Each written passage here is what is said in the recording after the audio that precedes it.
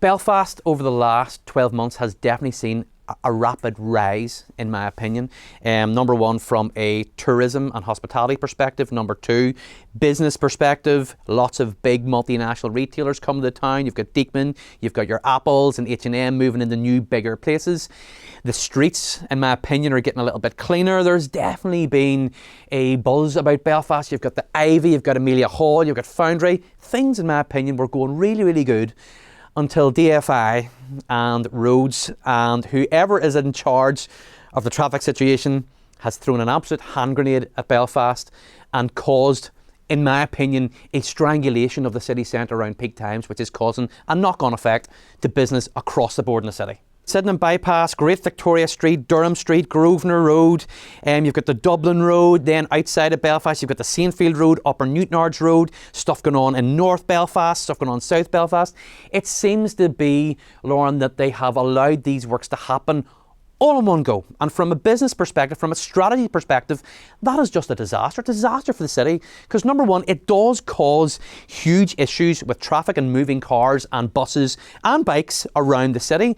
So it does cause a habit change, in my opinion, that people can't get into the city. They go somewhere else to some of the satellite towns like your Lisburn, your Ballymena, your Newtonards. And you know what? They're all great towns. They've all got great amenities and they've got free parking and there's no redcoats chasing you up and down the street trying to give you a parking ticket.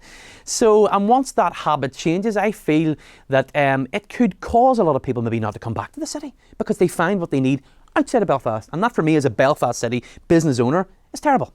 So yes, there is a legislative process called a moratorium, which is where where departments are not allowed to cause unnecessary roadworks in the city, and that comes in at the end of November. For me, we need to change that. We need to bring it in right at the start of November, maybe even earlier. For me, it should be the 3 months running up to Christmas. It should be October, November and December, because this is our harvest period for all businesses, including hospitality, including retail. This is the harvest. There should be no external issues brought into the city in those 3 months. We should be allowed to try and get as much money into the business as possible, create a lovely shopping environment for people so that in the months coming after that, your January, your February, your March, where it does get lean out there, so that the businesses have made enough money in the previous 3 months to make sure that they can survive through the lean months in the winter.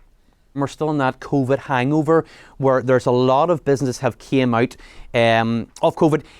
They've came out well. Like retail as a sector has probably survived COVID better than the hospitality sector. As you know, I also have a hospitality business, and things are still so tight, and I mean they're so tight across hospitality that that's the area, that's the sector that I fear the worst, that this kind of strangulation of Belfast will have the most impact on. Because within retail, within most retail stores, you own the stock, or you will have stock at the end of the month that you can sell if you're in a deficit and your business is going down the pan. Hospitality don't have that. Hospitality are only ever 4, 6 or 8 weeks away from the breadline. If the hospitality business in this next couple of months have a really bad time, they will not survive it to the winter, to the January, the February, the March, which is why it's so important that the department gets on top of this now, fixes it now, and makes the changes. And I think I said this numerous times that lessons need to be learned. We cannot have this happen next year. And this is where there needs to be legislative change, that bringing that moratorium further back so that this does not happen next year or the year after, because I say we're still in that COVID hangover. We need every single bit of help that we can get from business.